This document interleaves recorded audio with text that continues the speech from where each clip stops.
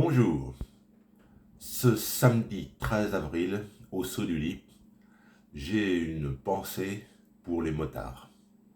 Je suis en effet un ancien motard. Il y a longtemps que j'ai raccroché mon casque pour différentes raisons, mais je me souviens de ces belles années passées avec mes motos.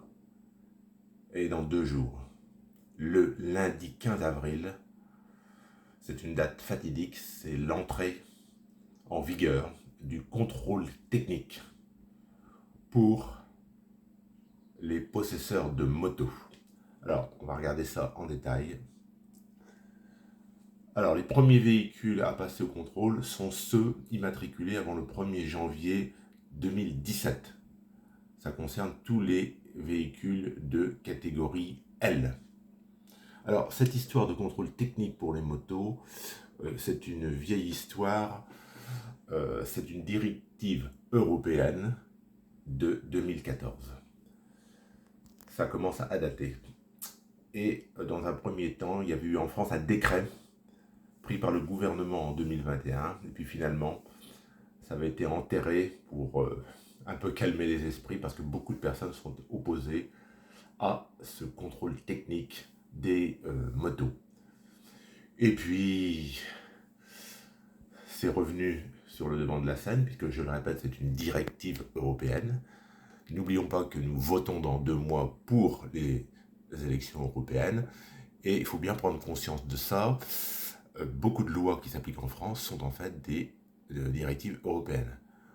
Donc, c'est revenu sur le devant de la scène. Et puis, ça y est, cette fois, c'est fait. Il faut savoir que la France a cédé devant les directives européennes en octobre 2023 sur décision de notre Conseil d'État. Alors, beaucoup de gens sont mécontents et il est prévu un certain nombre d'actions, notamment la Fédération des motards en colère a décidé de maintenir un boycott de ce contrôle qu'elle considère comme onéreux et en plus inutile. Il y aura des manifestations dans plusieurs villes de France, on ne peut pas les citer toutes ces villes, mais bon, Paris, Toulouse, Marseille. Alors, selon certains renseignements, c'est plusieurs dizaines de milliers de motos qui sont attendues dans toute la France, ce week-end notamment. Alors, pourquoi tant d'opposition à ce contrôle technique? Déjà, est-ce que c'est utile? Est-ce que c'est vraiment indispensable? L'argument avancé par les adversaires de ce contrôle technique, c'est que les accidents ne sont pas dus principalement à l'état du véhicule, mais à l'état de la chaussée. Les motards prennent soin de leur moto. Bon. Vaste débat. Alors, il y a ceux qui vous disent à l'inverse, oui, mais il y a un contrôle technique pour les voitures, pourquoi est-ce qu'il n'y aurait pas pour les motos? Bon. C'est aussi un argument. Bon. Alors, comment est-ce que ça va se passer? À suivre. Je rappelle qu'il y avait eu, il y a quelques années, la mise en place d'une vignette pour les motos. Ça avait été boycotté. Finalement, la mesure avait été enterrée. Mais là, je pense, concernant ce contrôle technique des motos, c'est une directive européenne, je le répète, donc je pense que ce sera maintenu. Alors, effectivement, il y a certainement quelques engins qui sont mal entretenus. Mais jusqu'où on va aller? Parce que pourquoi pas un jour un contrôle technique des vélos? Bon, moi je me déplace beaucoup en vélo. Il est vrai que quelqu'un qui roule en vélo, si ses pneus sont en mauvais état, si ses freins sont en mauvais état, il constitue également un danger. Bon, on peut aller très très loin comme ça, contrôle technique.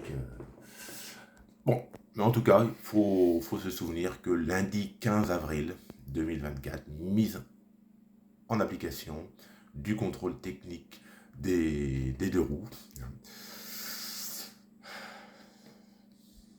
comment est-ce que ça va se passer? Est-ce qu'il va y avoir beaucoup de rébellions? Bon, je rappelle bien évidemment que s'il y a des contrôles des forces de l'ordre, il y a une amende à la clé pour ceux qui n'auront pas fait ce contrôle technique de leur moto. Alors, je vous invite à donner votre sentiment sur cette mesure. Bon, avec tact et mesure, bien sûr, hein, on peut s'exprimer sans se fâcher, mais bon, c'est important de s'exprimer. Qu'est-ce que vous en pensez, bon, de cette nouvelle obligation avec de nombreux points de contrôle?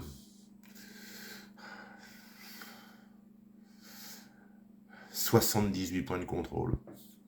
Bon, les freins en mauvais état.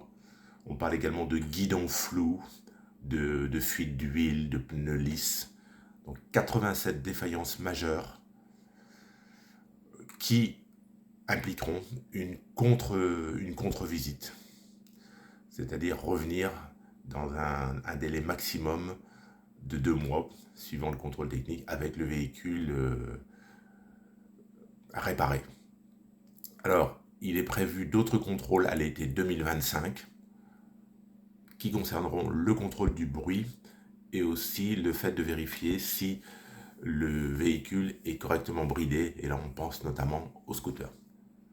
Bon, donnez votre avis, commentez, s'il vous plaît. Merci et bon week-end. Au revoir.